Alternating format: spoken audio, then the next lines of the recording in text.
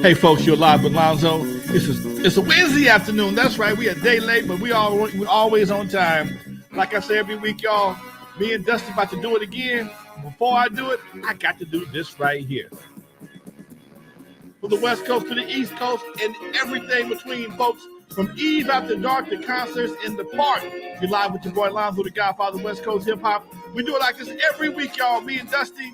He's in the dugout. We're about to bring him up to bat. Dusty, are you ready? Always ready, baby. That's how we do it. Oh yeah. How you doing, Playboy? Yeah, you know what? I'm doing all right, Doc. I'm running my ass off, doing a whole lot for old dude, but I'm all right. I'm having a ball doing it, though. Just started a newspaper, man.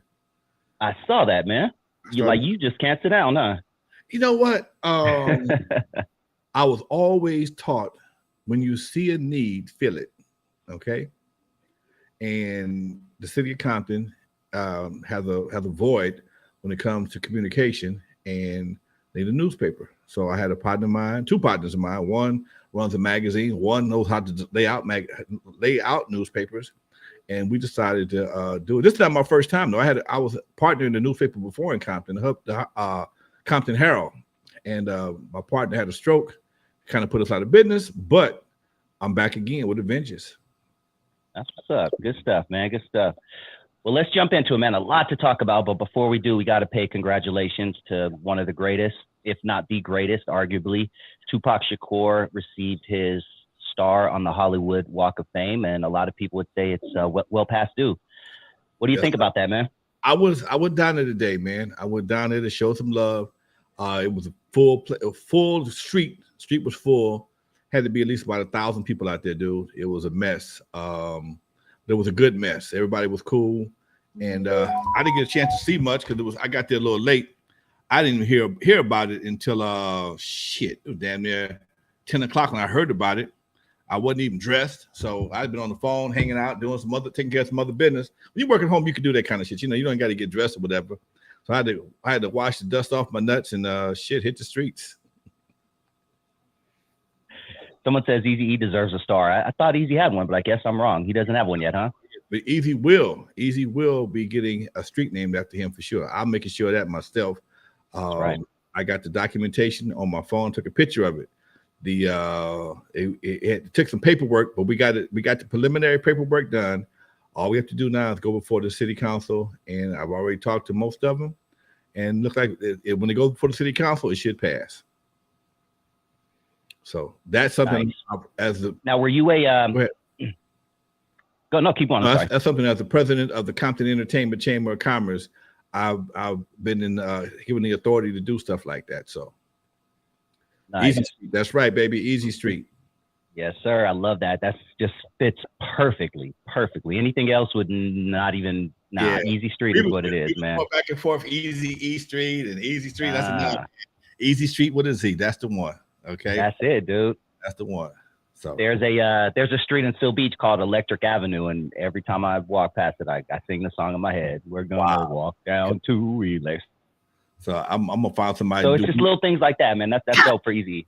I'm gonna find somebody that's that could be do the song. We want Easy Street. We want Easy Street. Well, we want Easy Street. Something like that. I'll figure it out. But anyway, yeah, Easy. Yeah. Okay. All right. Let's talk about that offline. Let's definitely talk about that offline.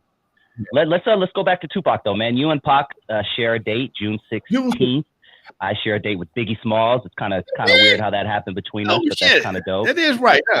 We've talked about that. Yeah, May 21st. Biggie's birthday is me, and you're June 16th, which is Pac. Crazy, man. I didn't really like that. That's interesting. Yep. So when Pac, don't you get shot? Oh, for real? Nah, we're well past 25, so we should be good. We should be good. But take yourself back to 96, man. 30 years ago, damn near. What do you remember the environment being like in hip hop? You know, during the beef, what was your whole thoughts on the East-West Coast beef that the media, seemed to create and put a fire under? What were your thoughts on hip hop and specifically TUPAC around that time? Hip hop had stopped being fun for a minute. It was funky. Here's the crazy part. Hip hop was at its peak, but it was at peak musically and danger-wise also. It was at its peak musically. I mean, I think the music of that time, man, was off the chain. Dre was laying down shit. Everybody was laying down dynamic shit, man. But then the violence has seeped into it and became synonymous with hip hop, dude. I mean, that was right around the Source Awards time shit. Folks was fighting, feuding, and everybody. You couldn't go platinum unless you was feuding with somebody, and it took a lot of the fun out of it for me. But it's still, that's what I play in my radio, my stereo right now, man. I'm riding with some of my old heads. I'm bumping Tupac like a summer gun.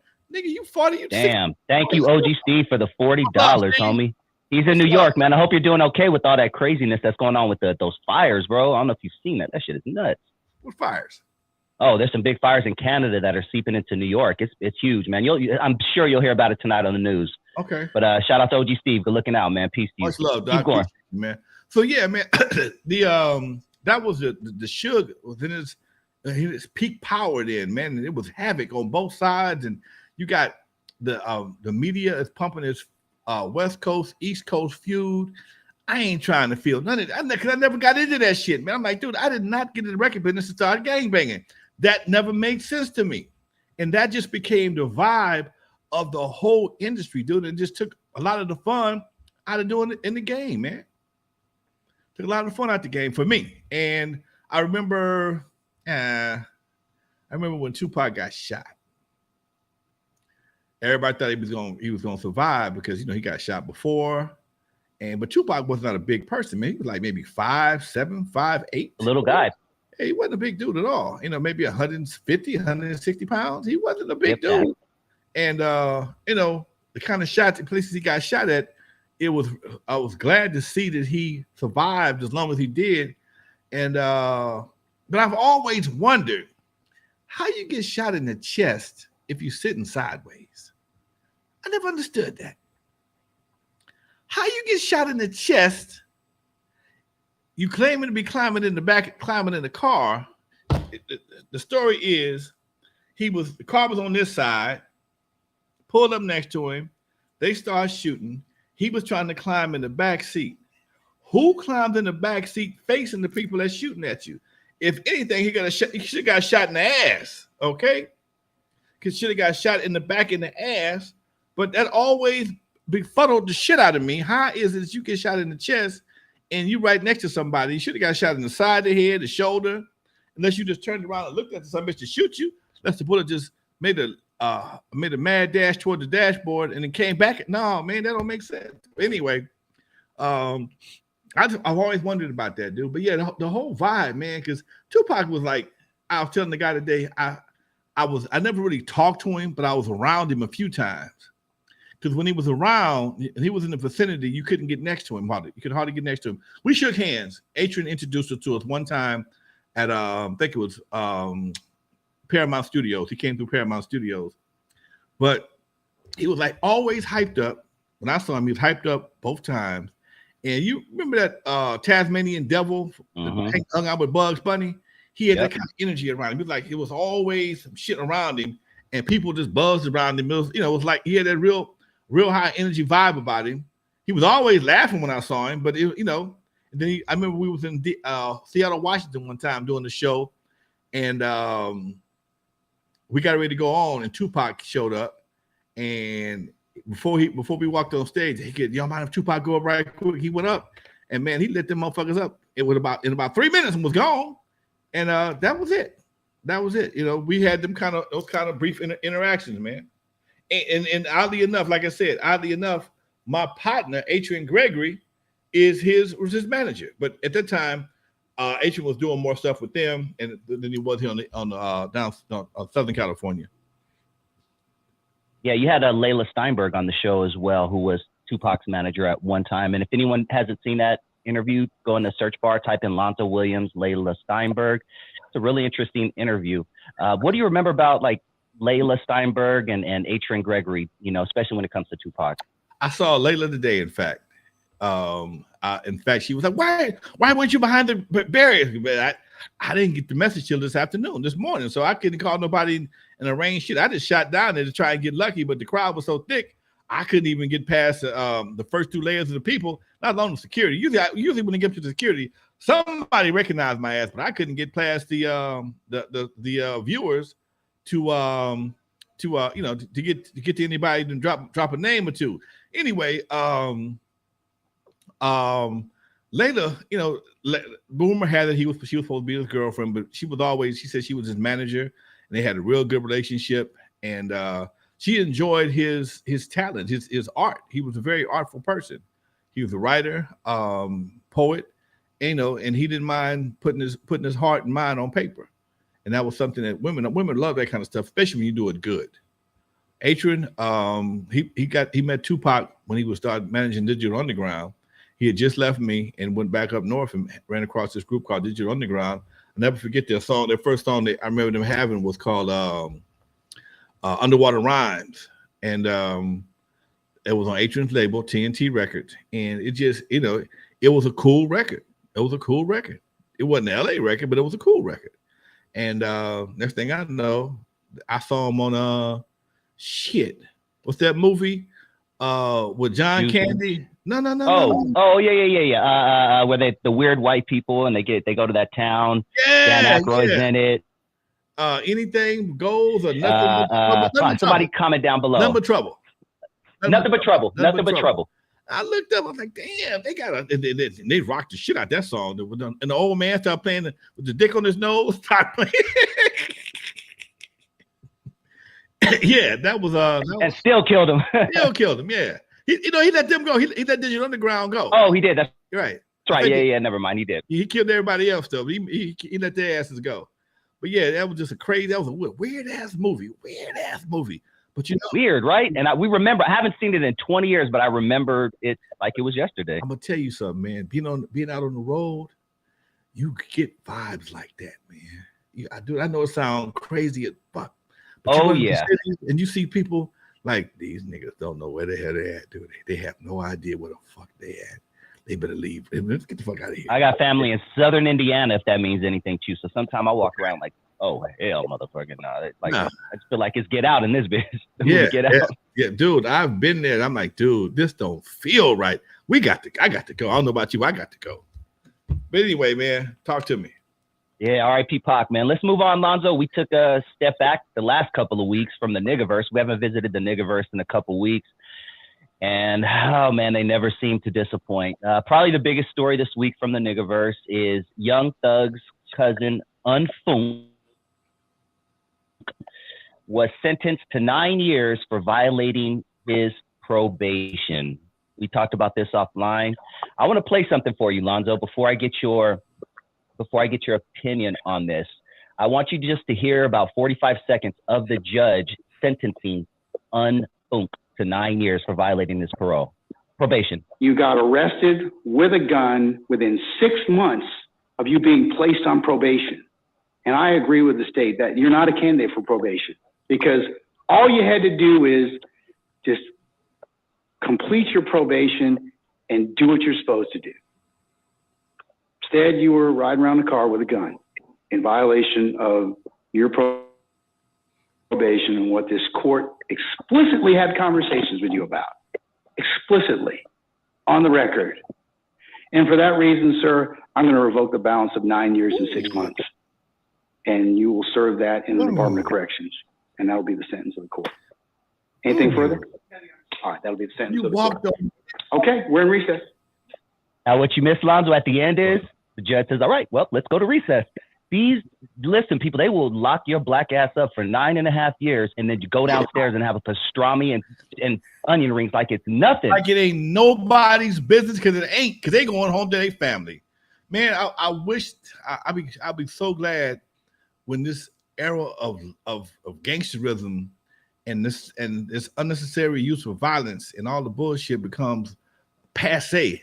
I hope one day it becomes passe. It makes no sense, man, for brothers to walk out the courtroom and couldn't wait to get his ass caught back up in some bullshit. But that's what happens when you don't learn nothing. You don't learn from your own mistakes. You see your ass got caught up, got lucky, got some leniency, and like, no, man, I can't be free. I can't be cool. Give me the peace. Let me go back to jail. I miss my homies. Hey, dude, if that was me, I'd have got as far out of that county I could without violating my parole. Thank you. I left all that shit alone. If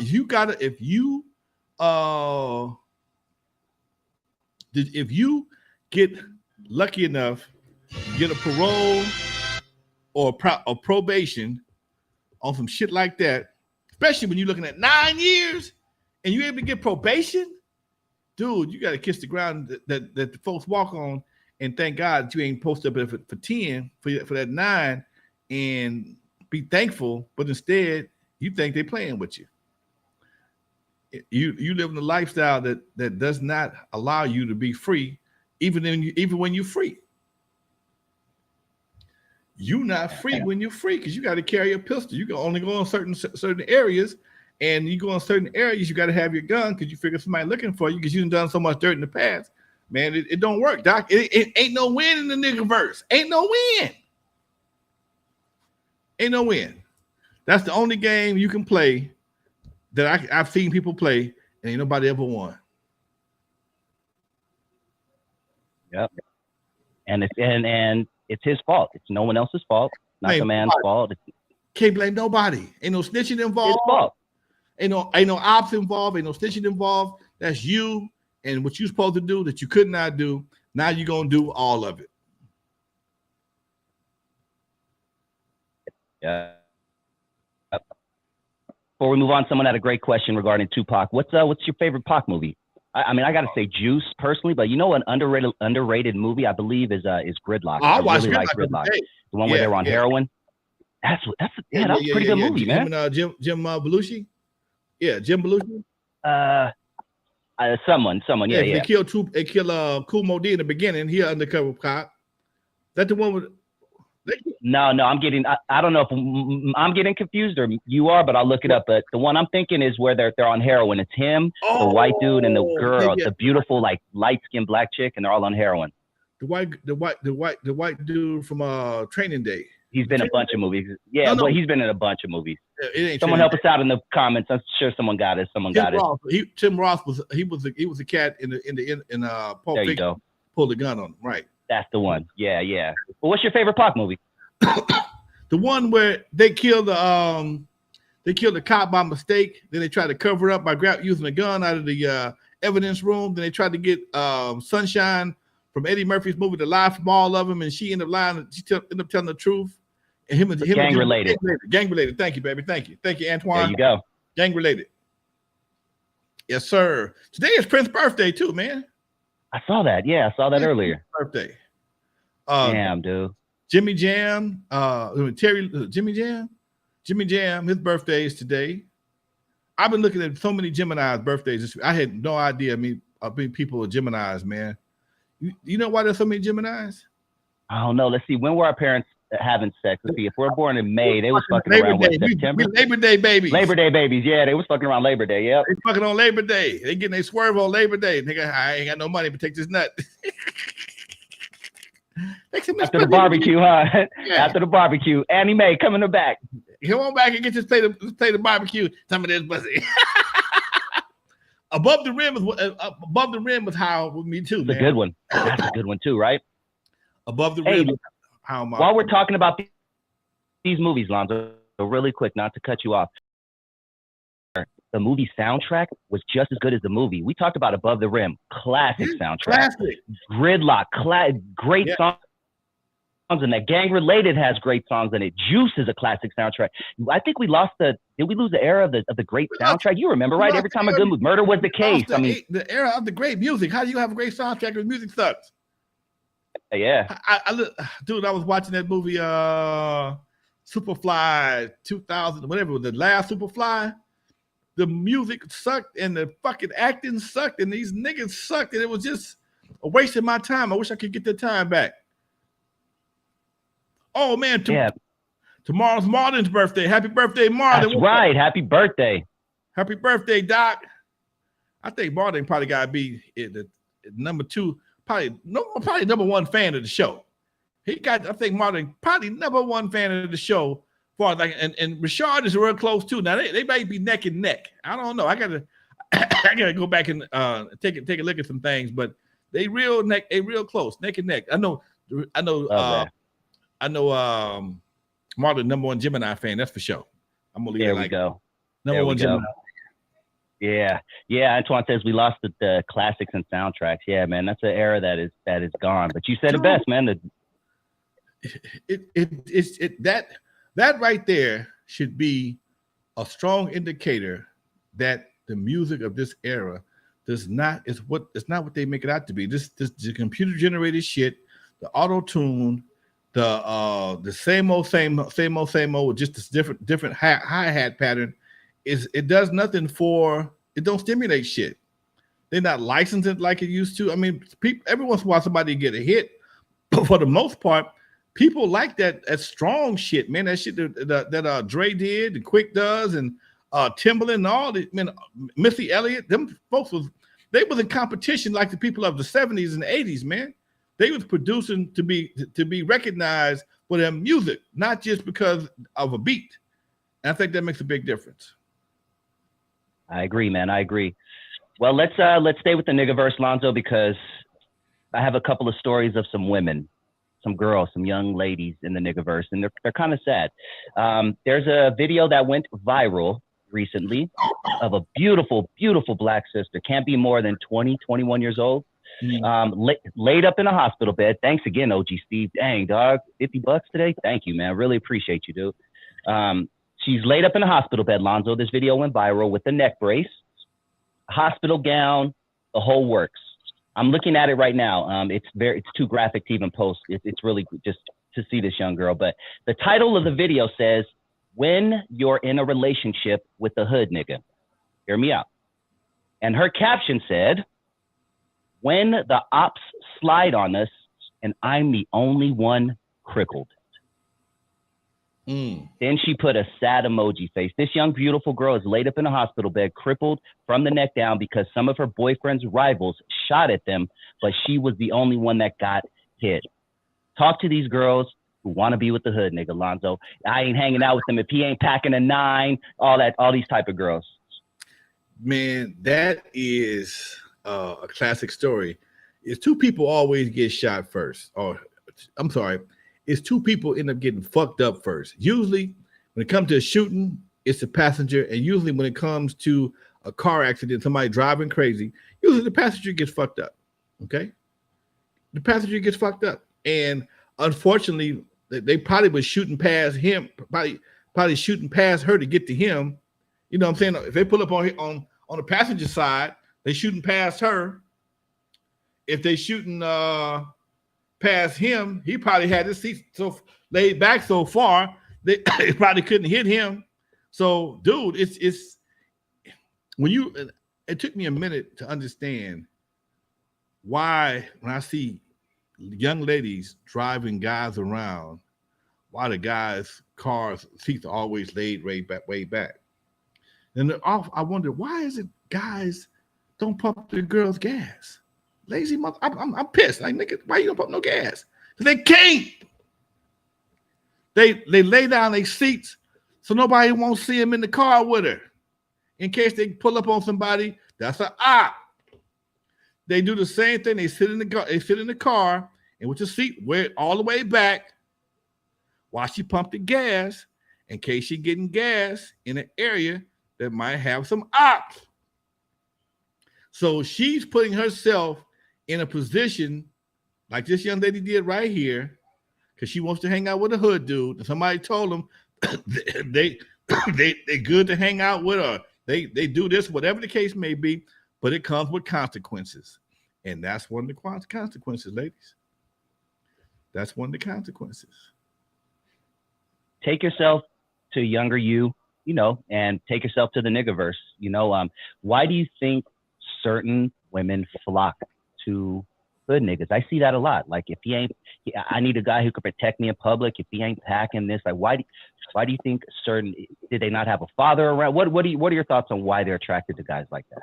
All the above, not having a father around, like the excitement, some women like the excitement of having to pull a guy off somebody's ass or running, going to place and homeboy fighting, or she can talk shit to people and he gonna back her up. Okay. All that right there is a factor. All that right there is a factor. If you feel that your guy got a gun, you can talk. You can say anything you want to anybody because he got my back. Hey, man, it is what it is. Unfortunately, and that's a sad case. Okay, that's a very sad case. But a lot of women feel that. A lot of women, especially young women, feel that's the way to be because I'm looking so good. I need protection. Okay. I'm looking so good. I need protection. And that's a lot of what it boils down to. They feel they need protection. Let me ask you this. What was it like when you were coming up, when you were dating, when you had to take a girl out? Explain how, and this is when I was coming, not so much when I was coming up because there weren't too many fathers in the house, but you had to walk into a house, you had to shake dad's hand, you had to sit down and talk with dad for a bit. And if there was anything about the guy that dad didn't like, that guy probably wouldn't step foot in your house again. Is it a big part of it that there are just no men or a short amount of men in the house now compared to when you were coming up? When I was coming up, most of my girls had dads. Okay. You had to smooth the dad. Mine was easy. Mine was kind of easy. If you combed your hair and brushed your teeth and, knew how to smile and, had a conversation, mine was kind of easy. Dad knew you was up to no goddamn good. Okay. The dad's Negro, I was a dude like you once before. And it made a big difference, dude, because you knew you had somebody to answer to if this shit don't go right. AK in the house. What's up, AK? If this shit don't go right, you got somebody to answer to. I remember one time I pulled some bullshit, right? One of my girls, she lived on one side of the street. My girl lived on one side of the street. Me and her broke up. And I crossed the street, went to talk to her girlfriend. Her daddy came to the door. I left out. They called my mama called my ex-girlfriend's house looking for me. And I had to leave her house, leave the other girl house, and go answer the phone at my ex's house. I leave out the girl house, answer the phone, go back to her house, to the other girl house and say, hey, I gotta go home. And her daddy answered the door. Did you just leave my house and go over to across the street? I said, yeah. He says, is so-and-so your ex-girlfriend? I said, yeah. I said, I was just calling until so-and-so I had to go home. Don't worry, I'll tell her to come back. No, okay, big dude had the whole door blocked. I mean, nigga filled the whole door up. When he said don't come back no more, I didn't. You want to hear something crazy? You want to hear something really, really fucking crazy? I'm at the eve after dark. My partner from junior high school, elementary school, came into the club with a girl I recognized, but I couldn't figure out what I knew her from because everybody then got older. And she said her name was, tell me what her name was. And I'm like, did you live on such a street in Compton? She said, yeah. Did you know so-and-so? She said, yeah. Did you remember me? She said, no. I said, because everybody knew me back as Eric when I was a youngster. My name was Eric. Oh, you so-and-so's boyfriend? I said, yeah. What happened to you? I said, your daddy told me not to come back no more. Daddy told me don't come back no more. I didn't. Shit. Simple as that. Simple as that. Your daddy said don't come back. I ain't coming back. Nowadays, a dude might pull up on pops. Oh, nigga. Well, nigga, what you gonna do if I do? All right. Now, see, and this is the part that cats don't understand. Okay. And I saw something on Facebook that made a lot of sense. He said this youngster, I think it was Wale. One of them cats. When he went to the pen, he said he got to the yard. He said, "You see all these black men in here?" He said, "Yeah." He said, "Most of these guys are here because they don't have no daddies in their life."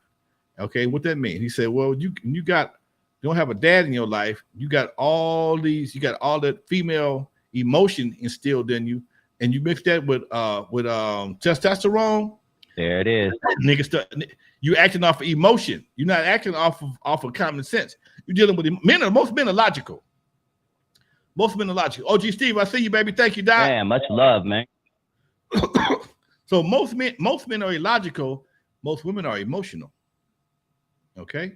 So if you got an emotional creature with testosterone and that shit is raging, you're gonna get what you're getting right now. People are gonna be reacting without thinking, and that's because see, your mama, your daddy taught you how to fight. Your mama don't teach you how to fight. Your mama don't want you to fight. I tell you about the time my daddy made me go fight somebody in my front yard. Shit, tell it again. Okay. I told it to my nephew this morning. I'm about 13 or 14. I've been picked on all my life. And I'm a Catholic school kid. So I was always taught to turn the other cheek. They've been kicking me on both sides of my ass, 7th grade most of the time. So now in summertime, I'm out of Catholic school. I got kicked out of Catholic school, but I'm still not neighborhood ready yet. I ain't neighborhood tested yet. So me and my boys playing football down the street. And for some reason, we playing the guys around the corner, but for some reason, every time we play football, a fight break out. We playing football, and sure enough, the fight break out. Homeboy stole on me, knocked the shit out of my ass, okay? So I got enough of my faculties together, I took off running. Homeboy did too. We both running down, I'm going to the pad. Where my house was, we had a small brick, I lived on the corner, had a small brick wall fence. I could hurdle this fence, okay? I hurdled this fence like in the Olympics, right? Homeboy right behind me, like we in the 100-yard dash. I run up on the porch. The door was open. Door was unlocked. I run up in the pad. Homeboy run in the pad behind me. He runs in the pad behind me. My dad come out the kitchen. What the fuck is going on? So we got into a fight, and he ran up in the house. He said, "You ran up in my house?" Oh, hell no. My daddy was pissed. What happened? We got into a fight, and I ran home. Oh, you ran home? I know. Get out. Go outside. My old man said, "Go out there and do what? You got to fighting. You can't keep running. You can't keep running." So what happened was that day, I'm gonna tell you the honest God truth. I did not win the fight, but I won the confidence because I realized I could take this guy's punches. And I let him have a few. I gave him a good run for his money, but he had a little more fight experience than I did. That was the summer leading to the 9th grade. In the 9th grade, we had something at Vanguard called Senior Ditch Day. Everybody did school. We go to Playa del Rey Beach. Now, we drank wine back then. We didn't smoke a lot of weed back then. We drank wine. My partner had a bottle of Boone's Farm. I'm 14 years old. I ain't no big drinker. I hate that shit like Kool-Aid. Got a headache. I'm sitting on the beach. One of my girlfriends let me put my head in her lap. She was that thoughtful of me. And the same dude came up to me, kicked sand in my face and mouth like a beach blanket bingo bum, okay? That wouldn't bother nobody. And I realized who it was. The confidence I had from fighting that cat the first time gave me combined with the being pissed off for fighting sand and shit, I kicked his ass. He's supposed to be a gangster. I kicked his ass. Not with Centennial, nobody bothered me. I kicked his ass that day. It was known. Oh, Eric, by the time I was going by Lonzo, that dude right there, he cool. He'll fight. So I still hung out with the squares, but I was a square that could fight. There it is. I love those old school stories, man. We got to deep dive a little bit deeper into your life this year on the show, because I know you got a lot of stuff and a lot of gems that we haven't even talked about. But before we continue, please, everybody, hit that like button. If this is the first time joining the channel, you are tuned in to Not Without Alonzo with the godfather of West Coast hip hop. If you don't know, now you know. Please hit that subscribe button. Let's move on, Lonzo. I want to give you another clip. And this is, we're going to step away from the niggaverse. We're going to talk a little bit of music now. But boom, boom, boom. All right, I want to play this clip that I came across this week of Bosco, a very popular media personality. He had some interesting things to say about N.W.A. and gangster rap recently. So I want your response. I'm going to go ahead and play it. It's about a minute long. Take it in and let's go. This is Bosco on the Nothing is Something podcast. Shout out to them. It fucked us up, bro. Like, I say it all the time, bro. Like, gangster rap, I feel like gangster rap and gang banging just fucked our whole culture up, bro. Like I feel like just imagine because I had this conversation with a few partners. And like, bro, just imagine if we never had an N.W.A. if N.W.A. never started gangster music, and imagine if Raymond Washington and Tookie never, like, you know what I mean? Imagine if none of that shit never happened, if we was all just black, dealing with the same struggle, the white folks keeping us oppressed. Well, just imagine what our culture would be like. I think like it really separated us, bro. And that nigga, like, you know, it's crazy what really made me think about that, because Nip had a song called. So that's pretty much my question to you, Lonzo. Very simple question. What if N.W.A. never existed? Ooh. That's a good question, Dusty. You know, when you go back to the beginnings of N.W.A., think about this for a minute now. Think about this for a minute. I get this a lot. When they first came out, they were not gangsters. Movies. Go to the movies, Straight Outta Compton. When Dre's sitting on the courthouse steps, he's talking about doing reality rap. Not talking about gangster rap. At that time, Mixmaster Spade and Toddy T had it going on with reality rap. That shit was street stuff. Okay. N.W.A. was never supposed to go mainstream. Never, ever, ever. That was never their goal. If you look at some of Dre's or Cube's interviews, they never intended on going mainstream.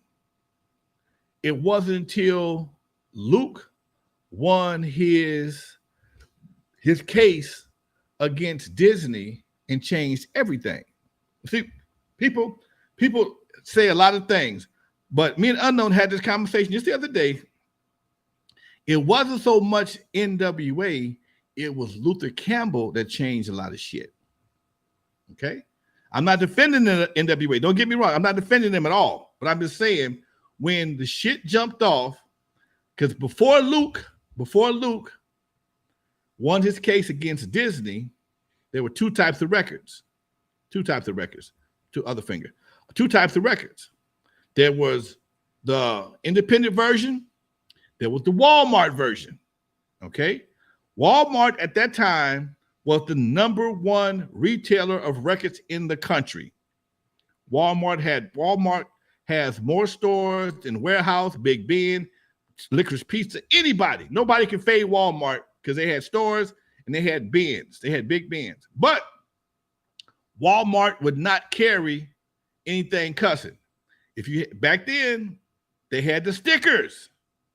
You had to put the parent advisory sticker on the records if it had cussing on it. Okay, and at some point in time, once that freedom of speech thing was won between Luther Campbell and Disney, because Luther Campbell was a Luke Skywalker for a long time. Disney said, "No, fuck you, give me my shit back. You can't be Luke Skywalker and fuck over us too." Okay, so when they did that. Now everybody cussing became the fad. N.W.A. was one of the first ones that did it and was able to take advantage of it, along with Luther Campbell. Luther was talking about sex. He wasn't talking about gangbanging. This is why they give N.W.A.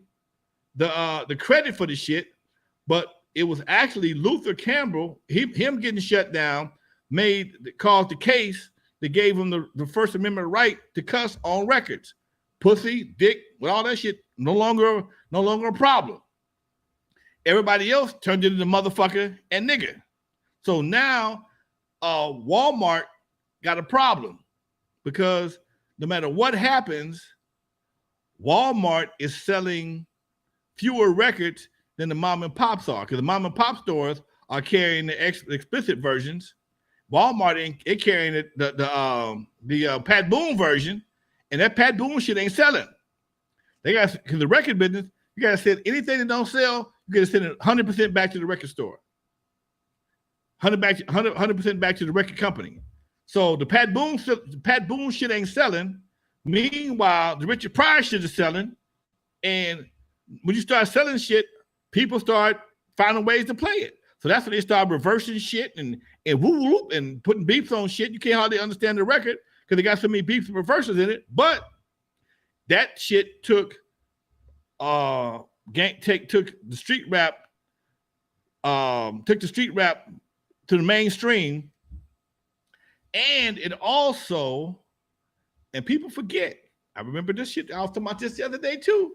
It wasn't always, a lot of your shit that you hearing was actually named by non-melanated people.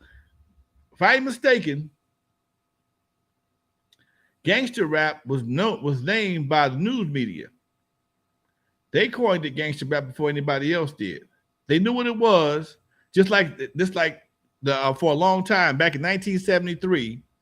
In 1973, when the first brother got his jacket snatched and beat the hell out of him at the Hollywood Palladium, that was a big party given by Soul Train, and that was the first time the word Crips had been used in any type of media. And they couldn't figure out whether it was because back then Crips carried canes. And I remember the news saying something to the effect was, is it crib or crip? And why is it crip? What does it mean? Is it short for the word cripple? And that's how this shit kind of started getting its legs. Because one thing about the mass media, they're gonna label some shit so they can package it and sell it back to you. They're gonna label some shit and pack. They're gonna package it up, and they're gonna give you some shit so you'll know when they talk about it. You'll know what they're talking about. They give you gangster rap, they give you hip hop, they give you all these different languages, different terms, so that now the shit can be packaged. And now I know what it means. It's hip hop. It's that gangster rap. So now it has a title to it, and it can be related to and sold. And my man Greg Johnson, much love to you, Doc. Yes, see Dolores Tucker, she said it back in the day. But see, here's the problem. It wasn't so much of what they said. It's just that the people who was fighting against it didn't have the authority or the respect to make it happen. See Dolores Tucker, I think she was a senator, or was she a senator or something like that? She was a senator. I'll look it up. I forgot. And I remember him, Tipper Gore, all them. Oh, yeah, Tipper Gore, his wife, Tipper Gore, vice president's wife. Oh, they was on some shit. But the people who could have said something did not say anything. People had the respect to say, you know what? I appreciate these young brothers' talents, but this is not what we need to have on our airwaves. Excuse me. And once they started making money, everybody turned a blind eye. Everybody up, niggas getting paid. I can't fuck with this. I ain't saying shit. If they want to, and here's another problem. Like my boy White Mike says. White Mike is a preacher out of North Carolina. I quote him all the time. If you took the word nigger and replaced it with gay, Jew, or puppy, this shit would be over with an hour and a half after it played. And they looked around, and they said to themselves, ain't nobody gonna say nothing while them preachers had. The preachers didn't say nothing. Oh, the leaders didn't say nothing. Who was Dolores Tucker? She ain't nobody. And I had never heard of her before in my life until she was talking about gangster rap. I'd never heard of her before. And according to rumor, she received some money from Seagram's, and she wouldn't set her ass down someplace. Okay. So when you got people that are doing things, in this case, could have been considered grandstanding and not really sincere about what they're doing, till somebody give them a check, then it seems even more shady than ever before. And I remember C. Dolores Tucker very well being on a couple of different shows talking about this, but again, she was a grandmother, man. And she wasn't times. Let me try to. You know what? Yeah, that's a good point. Because think about drill music today. I think that shit's horrible. You probably think it's horrible too. Like, imagine what they in '92. Like, talk to me, dog. Because she was like a grandmother, man. So if younger people had stood up against it and rebelled a lot more, maybe it wouldn't have happened.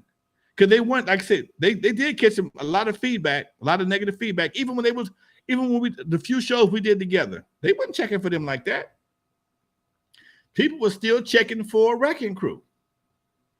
They wasn't checking for N.W.A. and Eazy-E like they were. They was, man, we ain't got there yet. And that's the part that people always tend to forget. It was a very rough period in time when it came to them first getting off the ground. And it wasn't until the 92 riots, shit kind of changed. When Rodney King and Fuck the Police became the national anthem, that's when the shit kind of changed. And then again, nobody said nothing. See, in the black community, if the pastors ain't saying nothing, or Jesse, or at that time, Jesse, or Al, whoever, even them, they of the older generation still. They old as my age. Jesse older than motherfucker. Me and Al Sharpton about the same age. Okay, so and I couldn't say nothing. They weren't gonna pay me no attention. Think you the Jerry Curl man.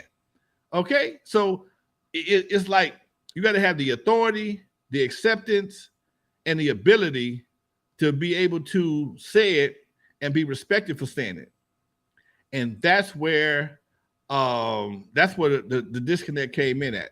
There was nobody with the authority, nobody with the acceptance, and nobody with the ability to say it and make it stick.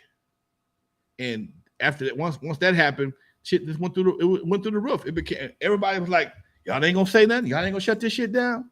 Because I know one thing, if it was some Jewish kids saying that shit, they wouldn't be on the radio. If it was some gay kids saying that shit, they wouldn't be on the radio.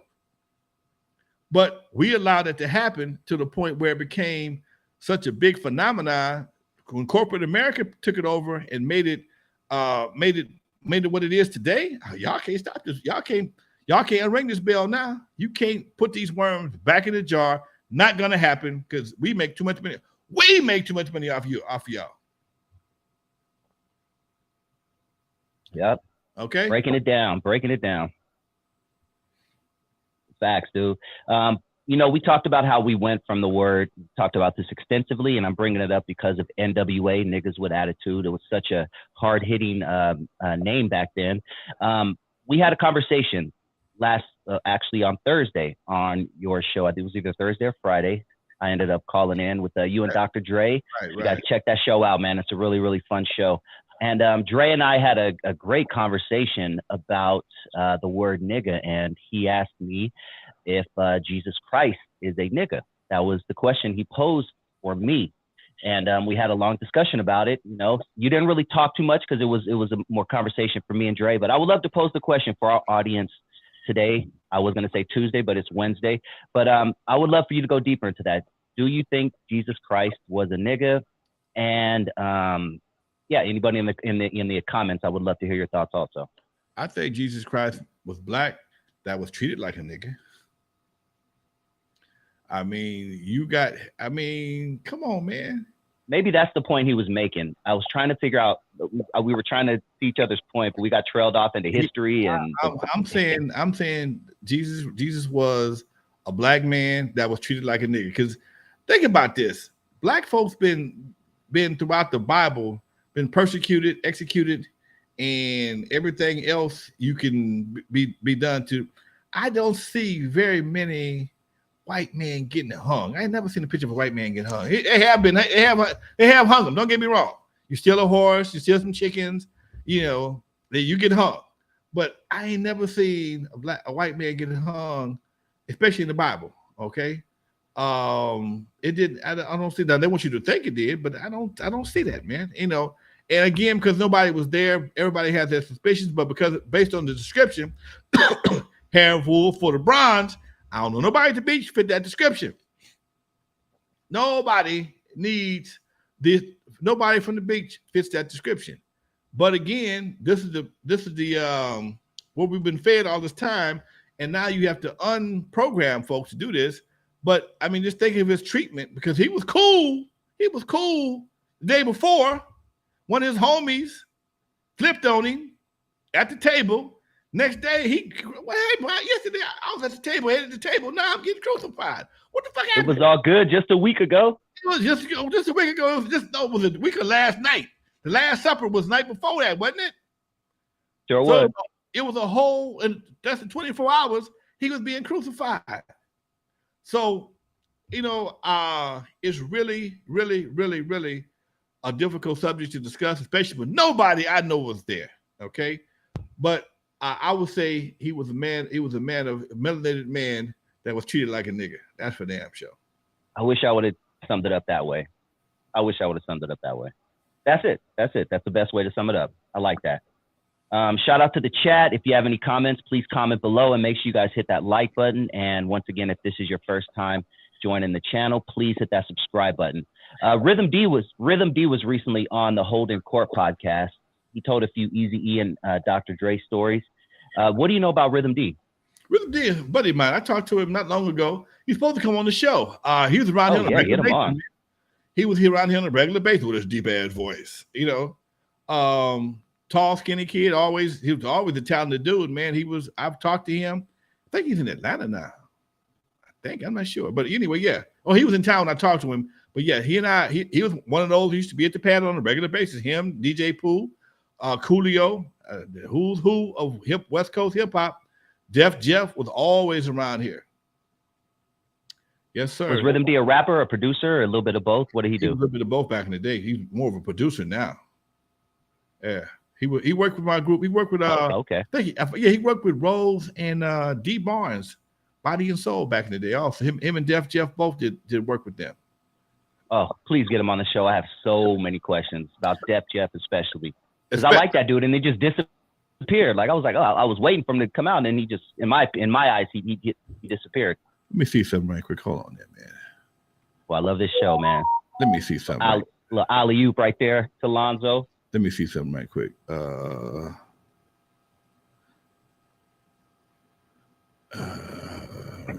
me see here.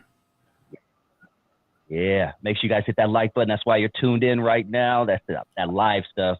I love when Lonzo makes his calls. We've had Yellow pop up. We've had a few great Unknown. I mean, we've had some great conversations. Craig Sweishinger from Skateland.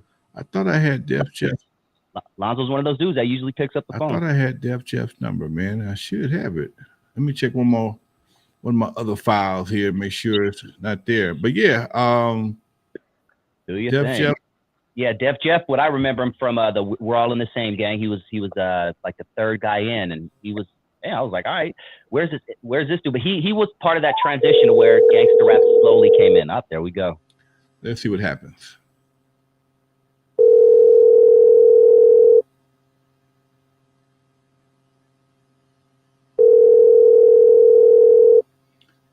Let's see if he answers the phone.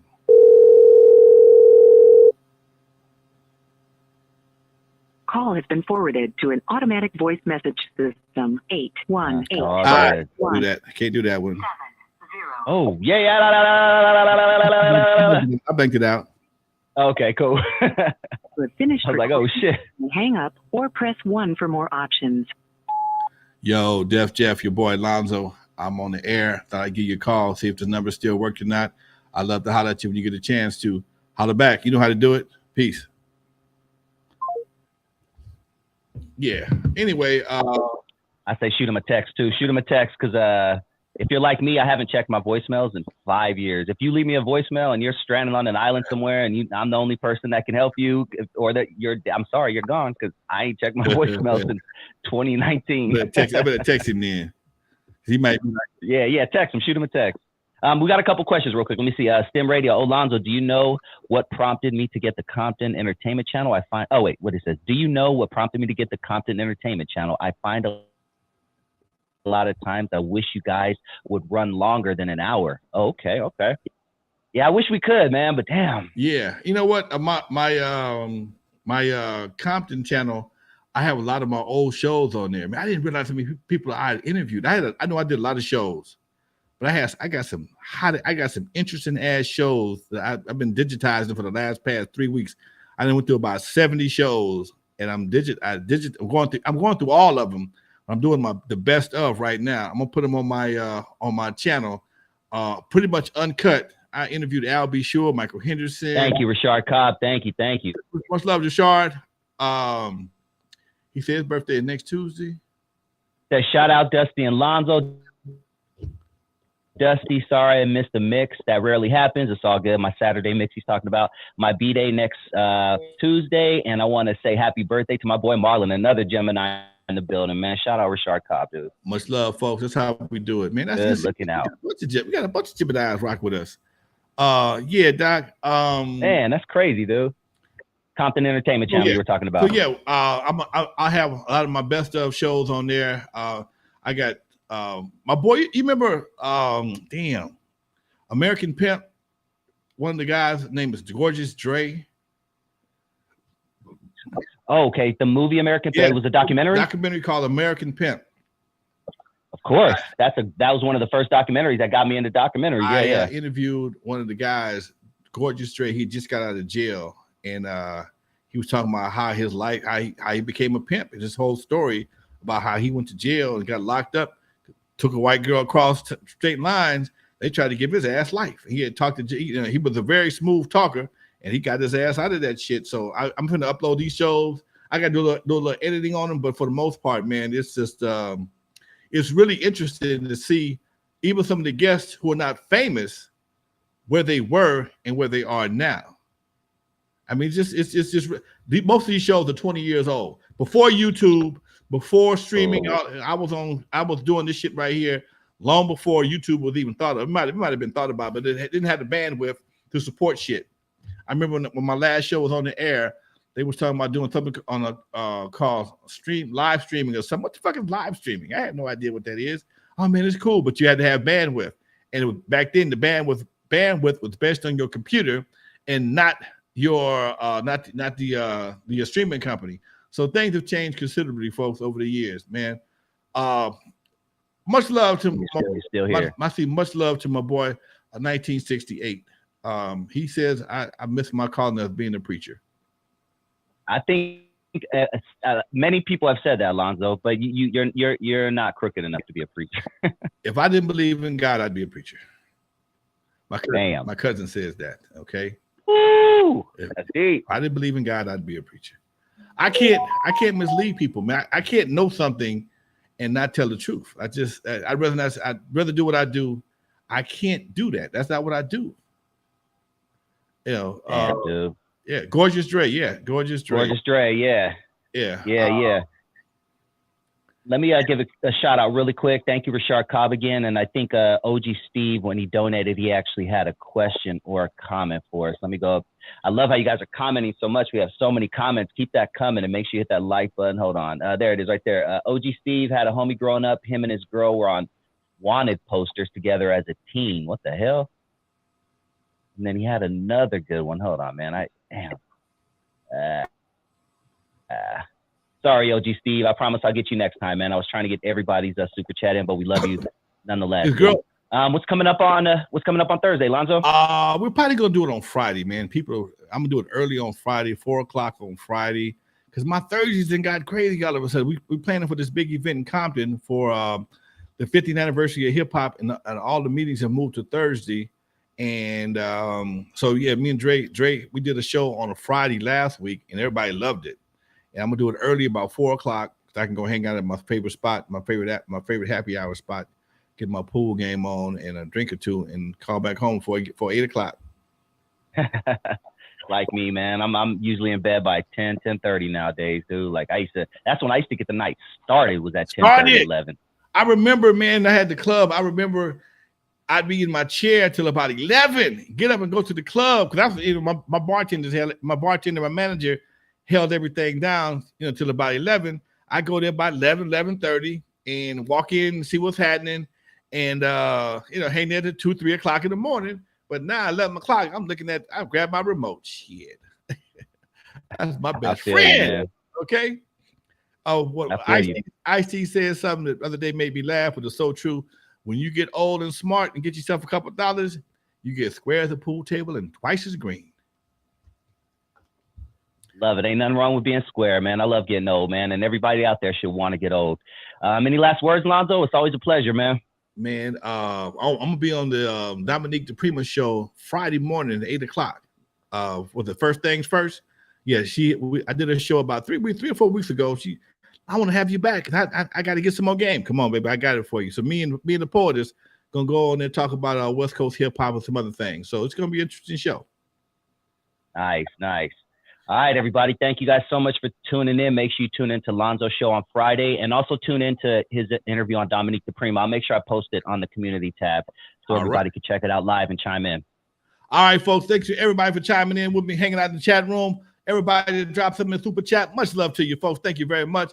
All my Geminis, happy birthday to you. If I miss you, if I don't see you till next time, you know how we do it. Nothing but some Gemini love 2 times, baby. In the meantime, this is the Godfather of West Coast hip hop. We are out of here, Dusty. We are gone. Peace.